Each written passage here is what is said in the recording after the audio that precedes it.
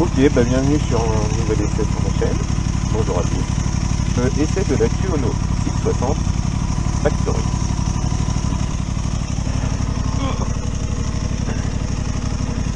On est haut la vache. Moi je pense qu'il faut pas être petit.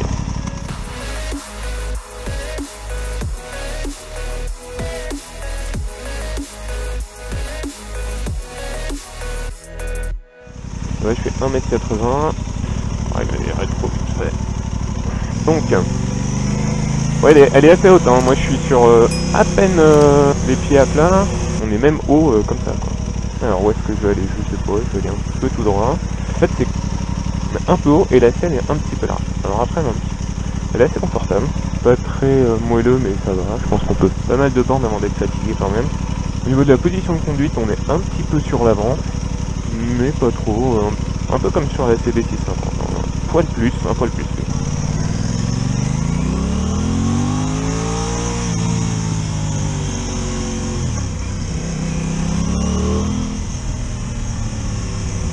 Donc ça c'est la version factory de la Tuono 660, qui n'est pas du tout réglable à 2 parce qu'elle fait 100 chevaux. Alors il y a le shifter, faut juste que je pense à l'utiliser. Les petites taches sur la route.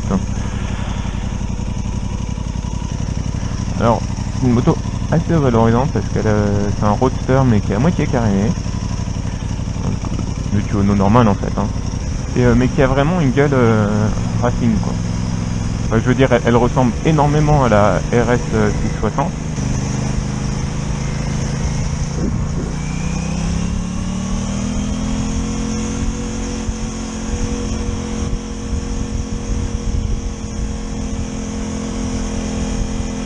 Se conduit bien, hein. Tu te sens même comme ça à 50 là que t'as envie d'aller quelque part.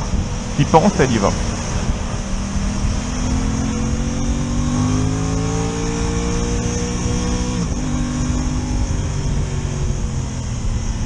Très très bien.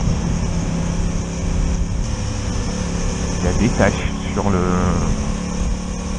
Là tu peux pas utiliser toute la route.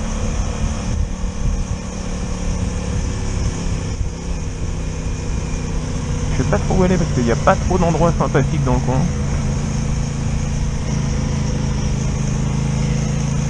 Faire une petite accélération, ce que ça donne.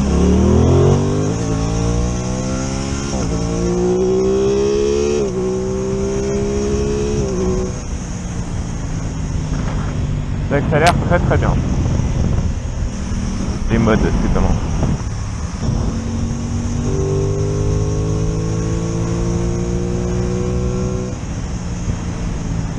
Ah, c'est vraiment sympa, hein. Ça accélère tout le temps.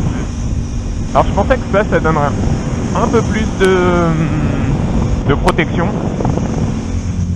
Et au final, 1m80, en fait, vu qu'on est haut sur la selle, bah pas tant que ça. Si la selle était quelques millimètres plus bas là, quelques centimètres plus bas, ça serait un meilleur job à protéger. Après ça reste un roadster, hein. C'est pas le but. C'est très joli, hein, franchement. T'as vraiment l'impression d'être sur une machine faite pour la course, alors qu'en fait non, ça reste un roadster. C'est très à l'aise en urbain, périurbain. Chiant, c'est qu'il n'y a pas de petite route.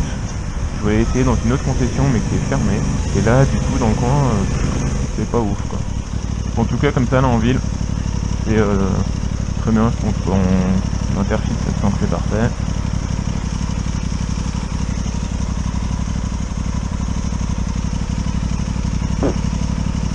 Non c'est solide, hein.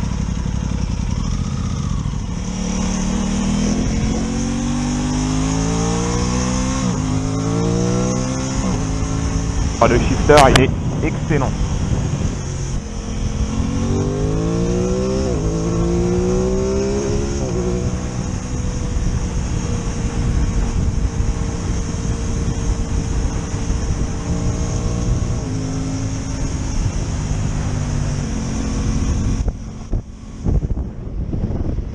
En fait le truc c'est que le vent il est redirigé sur mon casque.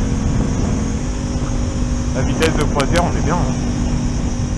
très très cool. Hein.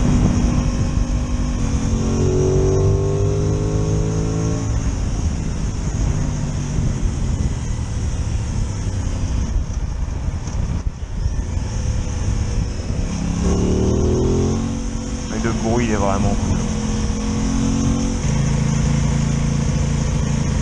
Alors je sais pas combien elle pèse, je marquerai ici.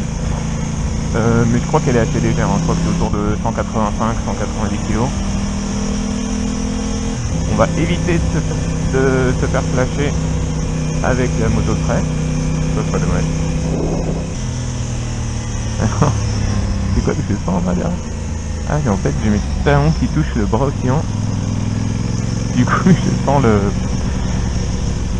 bras bouger avec la route. C'est bizarre. On va aller se poser 2 minutes. Hop là. Voilà, c'est ce que je vous disais. Le petit capot de selle hein, avec des ailerons en V, un petit peu OGP. Son particularité de la Factory. Après sinon c'est des suspensions, des soins chevaux. Il y a mis 6 axes dessus, enfin 3 axes. Et un bruit très sympathique. Non franchement c'est une belle moto. Moi je veux dire comme ça là, ça limite l'impression d'avoir une sportive alors que c'est juste un roadster à moitié caréné. Le sabot en dessous là qui remonte jusqu'à l'échappement. Petit détail, donc elle arrive en Factory que dans cette couleur là. Au début j'étais un peu déçu parce que j'aime bien toutes les couleurs Aprilia d'ailleurs. Et en fait ça lui va très bien, hein. C'est sobre et tout mais c'est très très joli quand même une belle gueule. Hein. Bref, il n'y a pas à dire, les Italiens font des belles motos. Franchement elle est très confortable. Parce que c'est un petit peu sur l'avant mais en fait ça se sent pas quoi. Voilà. Malheureusement dans le coin je peux pas trop l'essayer sur des petits virages, voir comment ça se comporte parce que il y en a pas. Alors par rapport au shifter de la Monster que j'avais essayé la dernière fois, que celui-là est beaucoup plus facile. Alors peut-être que l'autre était un peu moins rodé, j'en sais rien, mais là, comme ça celui-là est hyper facile, c'est un bonheur. Enfin elle a que 140 km la moto donc par contre c'est vrai qu'on est enfin là je suis bien les pieds à plat, je sais pas mais 1m80 généralement je suis plus en contact avec le sol alors que là je sens que je suis c'est la largeur de selle, on dirait pas comme ça mais elle est assez large. Alors qu'est-ce que c'est? Ah il y a un régulateur de vitesse. Putain mais c'est con que c'est en vert là. Je vais aller faire une tour ailleurs moi. Comme quoi c'est une belle moto, ça fait 2 fois en quoi, un quart d'heure, 20 minutes que je roule. On regarde, je me fais bien. Putain c'est pas possible. Et c'est vraiment trop chiant les feux où vous voyez les détecteurs mais ça détecte pas une moto quoi. En fait t'es en moto du coup tu restes au feu rouge toute ta vie. Ah bah voilà. Je me suis avancé, j'ai fait passer le camion derrière ça avance. Ça braque de fou. Le demi-tour il est ultra court. Je suis pas transporté par le moteur. Non mais je dis pas, hein, il est ultra sympa, il est très réactif. Mais je m'attendais un petit peu enfin en fait, non. Il est plein de 2000 à 9000 tours, ça avance très fort. Enfin, on peut pas demander beaucoup plus. Le shifter il est excellent, la sensation de conduite elle est excellente. Il n'y a pas cette sensation que j'avais eue sur la Monster.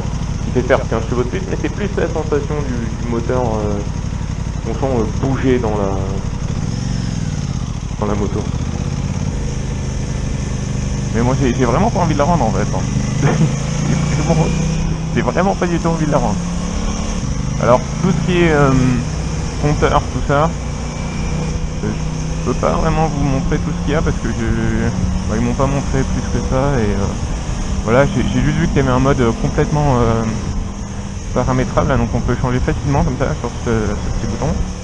Là on est en commute, donc c'est pour la ville, hein, c'est la version simple. Dynamique c'est la version plus sport quoi. Et ouais, bien. Et donc du coup moi il m'avait mis sur un individual où qui est complètement paramétrable. Alors comment il est rentré dedans, je sais pas. Mais on peut tout ranger, il y a genre peut-être il y a 10 options différentes, chaque option est entièrement paramétrable. Bon bah voilà, donc c'était l'essai de l'Aprilia Tuono 660 Factory. Ouais, bah j'adore. Alors, petit bilan de cette Tuono, à part le fait que c'est extrêmement sympa. Franchement, j'avais pas envie de la rendre. Est-ce que c'est celle qui m'a donné le plus de sensations? Non. En termes de sensations, je la comparais à la Hornet. Dans le sens où le moteur est ultra sympa. Non, il est encore plus sympa. Mais c'est un peu le même style fun et tout, mais relativement calme. Je suis monté là sur la RS. On est quand même beaucoup plus penché, c'est un peu plus agressif comme position. Pour le coup, au quotidien, je pense que c'est pas super confortable, quoi. Je pense que tu peux te faire plaisir, mais sur tout type de route, sur tout type de trajet. Alors, par contre, le truc qui n'existe pas au catalogue sur la Tuono chez Aprilia, apparemment, c'est, bah c'est même pas apparemment, hein, c'est sûr, c'est les poignées chauffantes. Alors du coup, j'ai demandé si je pouvais récupérer celle-là, des poignées chauffantes universelles, hein, et les mettre sur la Tuono. Et en fait, même ça, c'est pas possible. En fait, dès que tu mets des poignées chauffantes sur la moto, ils sont juste branchés à la batterie, hein, ça met des messages d'erreur. C'est quand même très dommage, quoi. Pour le coup, c'est vraiment un gros point négatif. Enfin, c'est con, mais c'est pour moi un gros point négatif. Voilà, moi ça me plaît. Niveau équipement, bah il y a rien à redire. Franchement, elle est un peu chère, hein, mais il y a tout. Il y a la centrale inertielle, il y a régulateur de vitesse. Il y en a qui vont dire que c'est inutile, mais quand tu fais un peu d'autoroute, c'est quand même pas mal pour te reposer un petit peu le bras droit. Il y a tout ce que tu peux demander, quoi. Bon, après, je sais pas si on peut mettre son GPS sur l'écran TFT, mais moi j'ai vraiment pas envie de la rendre en fait. C'est bon, j'ai vraiment pas du tout envie de la rendre.